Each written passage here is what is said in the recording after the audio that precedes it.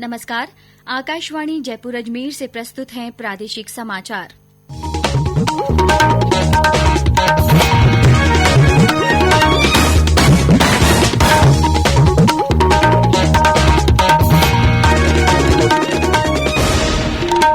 समाचारों के साथ मैं माधुरी वशिष्ठ।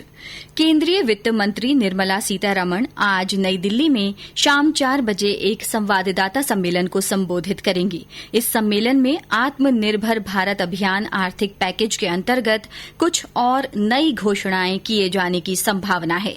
इससे पूर्व कल मंत्री ने कृषि, मछली पालन, पशुपालन और संबंधित क्षेत्र के लिए अनेक घोषणाएं की। वित्त मंत्री ने बताया कि कृषि क्षेत्र की आधारभूत संरचना को सुदृढ़ करने के लिए 1 लाख करोड़ रुपए दिए जाएंगे। प्रदेश में विभिन्न स्थानों पर विशेष रेलगाड़ियों से प्रवासी श्रमिकों के पहुंचने का सिलसिला जारी है। अब से कुछ देर बाद 2 श्रमिक स्पेशल ट्रेनें करीब 2,500 से ज्यादा प्रवासियों को लेकर बीकानेर पहुंचेंगी। इनमें से एक ट्रेन तेलंगाना से और दूसरी ट्रेन मुंबई से आ रही है। इधर करौली जिले के हिंडौन सिटी में भी आज रात स्पेशल ट्रेन से बड़ी संख्या में श्रमिक पहुंचेंगे। प्रदेश में कोरोना संक्रमण से ठीक होने वालों की तादाद लगातार बढ़ रही है। अब तक इलाज के बाद 2,772 मरीज ठीक हो गए हैं, जिनमें से 2,467 मरीजों को अस्पताल से छुट्टी मिल गई है। प्रदेश में अब तक 125 लोगों की इलाज के दौरान मौत हो चुकी है।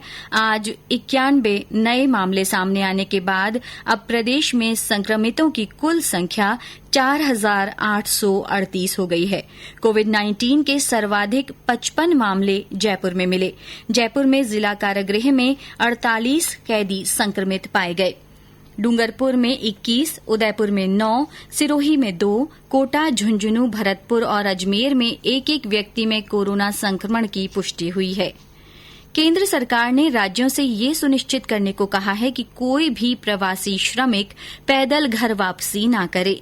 केंद्रीय गृह सचिव अजय भल्ला ने राज्यों के मुख्य सचिवों को लिखे पत्र में कहा कि ये राज्य सरकारों की जिम्मेदारी है कि वे श्रमिकों को पैदल पलायन करने से रोकें और उन्हें स्पेशल ट्रेनों और बसों से ही अपने गृह राज्य जाने के लिए समझाएं।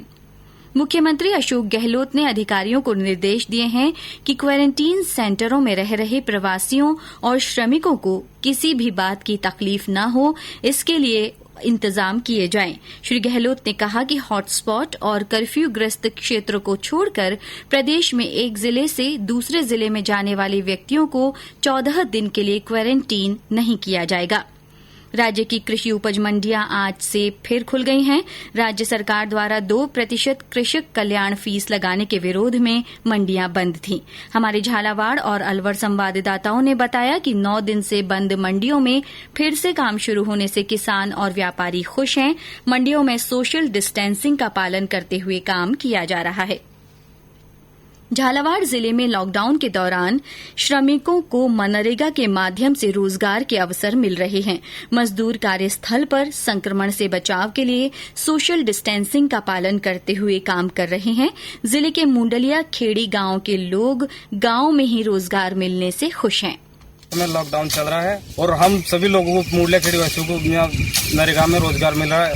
हम सभी लोग शुरू से लेकर अब तक यहाँ काम कर रहे हैं और सोशल डिस्टेंसिंग में पूरा ध्यान रखने। हम टाइम टू टाइम हमारा पेमेंट जमा हो रहा और सभी लोग यहाँ आ रहे हैं। हर घंटे साबुन साथ धोते, पानी पीते जब भी साबुन साथ धोते हैं और बढ़िया हमें रोजगार मिल रहा है। इसके लिए केंद्र सरकार धन्यवाद।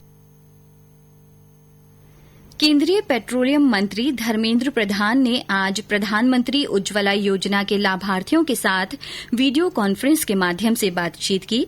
बाड़मेर के चौहटन कस्बे से भी महिलाओं ने इस संवाद कार्यक्रम में हिस्सा लिया। राज्य सरकार ने शिक्षा का अधिकार अधिनियम आरटीई के तहत निजी विद्यालयों में गरीब बच्चों के प्रवेश के लिए अभिभावकों की वार्षिक आय सीमा 1 लाख से बढ़ाकर 2.5 लाख रुपए कर दी है। इस कानून के तहत निजी स्कूलों में 25% सीटों पर गरीब बच्चों को प्रवेश देने का प्रावधान है। प्रदेश में गर्मी का असर बढ़ता जा रहा है। अधिकांश जिलों में पारा 40 डिग्री से ऊपर पहुंच गया है। राज्य में सबसे अधिक तापमान फलौदी और चूरू में 42.9 डिग्री सेल्सियस दर्ज किया गया। वहीं राजधानी जयपुर में तापमान 40 डिग्री सेल्सियस रहा। मौसम विभाग ने अगले 24 घंटों में अजमेर, जयपुर और दौसा में आंधी के साथ हल्की बारिश की संभावना व्यक्त की है। इसी के साथ प्रादेशिक समाचार बुलेटिन समाप्त हुआ। हमारा अगला बुलेटिन राजस्थानी में दोपहर